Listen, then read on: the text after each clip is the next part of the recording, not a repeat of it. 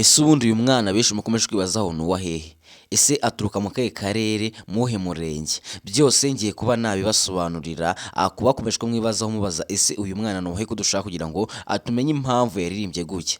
Dore yuko na korali do Kigali yavuze ati uyu mwana afite impano rwose. Ubwo benshi babibonaga nk'aho uyu mwana afite inzara cyangwa agiye kuba yagwa muri korali kubera inzara babonaga afite, ahubwo iyi ni impano idasanzwe korali do Kigali yamubonyemo, ko yabiririmbye abishaka, ahubwo ari impano ikomeye cyane, kuko kurimba gutya ari ibintu bimenyerewe ku baririmbyi b'abahanga.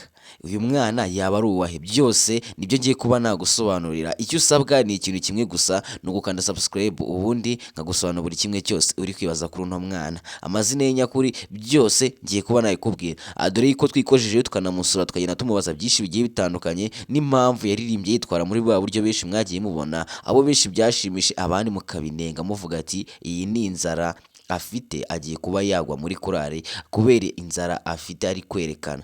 Gusa iriya ni impano idasanzwe rwose. Ku bantu muzi ibintu by'imiririmbire murabizi, ntabwo ari ukuvuga ati iyi ni inzara, ahubwo iyi miririmbire namwe murayizi ko ari ijwi uri kuririmba bigasaba ko wigira kuriya. Uyu mwana ese ubundi ni uwahehe? Amazina ye nyakuri bamwita nde? Byose ngiye kuba nabigusobanurira. Dore yuko abana benshi bagiye batangira kumwigana mu makorali agiye atandukanye, uri gusanga abana bose bari kuririmba bigira nkawe, bigana uburyo yakoragamo biriya bintu, kuko ni ibintu byatunguye benshi. Kandi imbuga nkoranyambaga nyinshi uri kujyaho uri gusangaho video, urugero nko twabona nka Facebook, Instagram, WhatsApp ndetse n'ahandi hose nka X, YouTube, hose uri gusangaho video z'uyu mwana ziri kugenda zitrendinga, abantu benshi bagenda bazitangara bitewe n'imiririmbire yagiye agaragaza. Ese ubundi uyu mwana ni uwahehe? Byose ngiye kuba ahangaha nabikubwira. Ikintu nakubwiye ni ikintu kimwe gusa, wowe kanda subscribe ubundi ngusobanurire.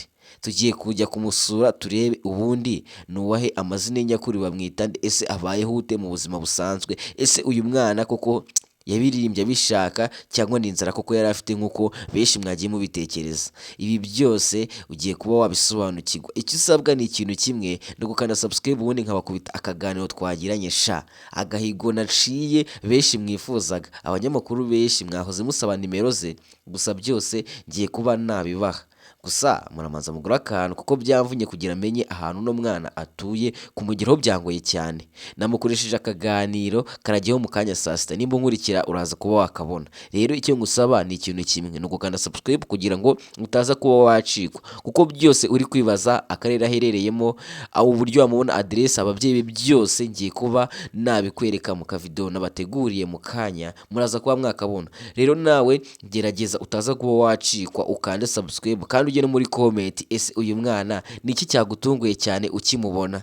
Ese ni iki cyagutangaje kuri we?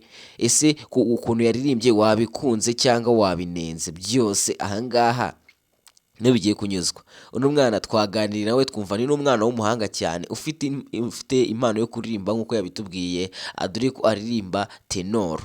Iri ni ijwi benshi namwe muzi, ku bantu bazi ibintu bijyanye n'imiririmbire cyangwa nimba nawe waririmbye muri korali urabizi.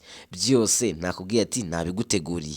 Ese ushaka kugira ngo uze kubona byinshi kuri uno mwana uri kwibaza, dore ko nawe wamwibajeho ikibazo kandi ufite amatsiko yo kumva uburyo avugamo, amateka ye ndetse n'impamvu yaririmbye kubera n'icyayimuteye. Byose ndakubwira nkubwire ko ahangaha ngiye kuba nabibereka.